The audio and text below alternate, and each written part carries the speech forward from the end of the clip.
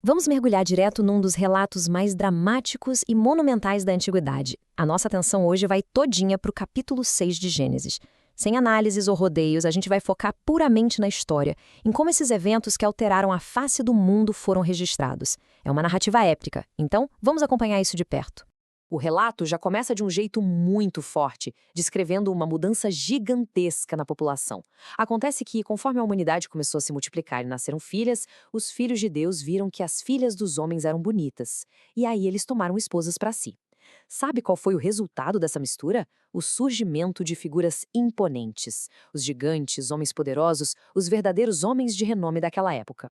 A Terra na Antiguidade. Para entender o que vem a seguir, a gente precisa olhar bem rápido para o estado do mundo antes do dilúvio. Porque a situação não era nada boa. O texto registra com todas as letras que a maldade humana era enorme. E não estamos falando de uma coisinha errada aqui ou ali, não. A corrupção tinha enraizado de um jeito tão absoluto que toda a imaginação dos pensamentos do coração humano era a vil continuamente. O tempo todo. A maldade tinha tomado conta de tudo. O arrependimento divino. E claro, essa corrupção toda provocou uma resposta imediata. A história agora sai da terra e foca lá no céu. O texto traz um peso enorme aqui, expondo uma tristeza muito profunda. O Senhor declara que o seu espírito não ia ficar brigando com o homem para sempre. E já que o homem é carne, os dias dele seriam limitados a 120 anos. Pensa no luto dessa cena. Deus constatou aquela maldade toda e isso trouxe uma aflição gigante para o coração dele. Um arrependimento de ter criado o homem. E essa aflição culmina num decreto definitivo, global. A decisão é literalmente apagar a vida da face da terra. E olha, é uma destruição abrangente, viu?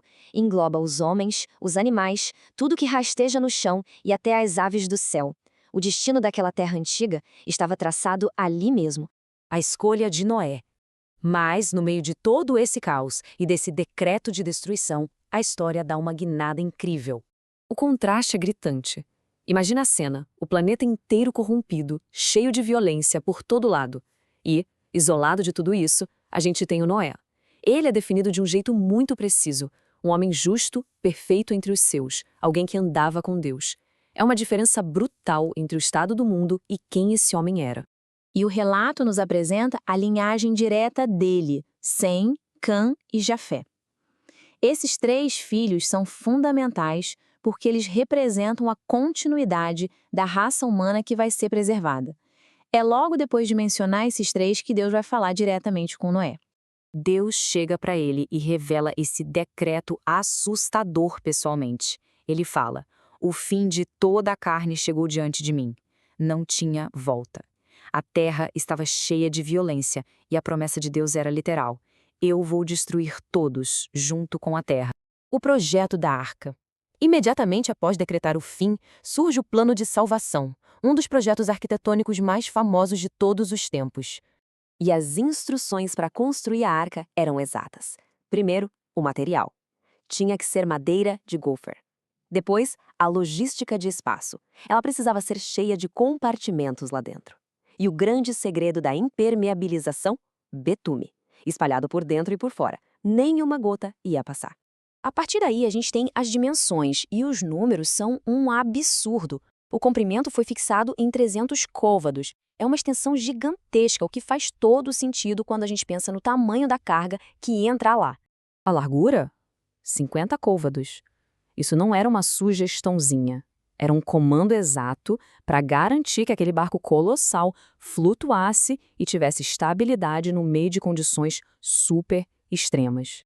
E a altura era de 30 côvados. Basicamente, era uma caixa de madeira colossal, com medidas de prédios imensos, criando um espaço seguro, totalmente fechado para o que vinha de fora. Dentro daquelas medidas todas, os detalhes importavam muito. Noé precisou fazer uma janela, que terminava a um côvado lá no topo, e uma única porta na lateral. E por dentro, aquele espaço enorme foi dividido em 3 andares, inferior, segundo e terceiro, para organizar e abrigar todo mundo direito. O tacto e a obediência. Com o projeto certinho, a natureza do desastre é revelada e as regras do jogo são estabelecidas num pacto inquebrável.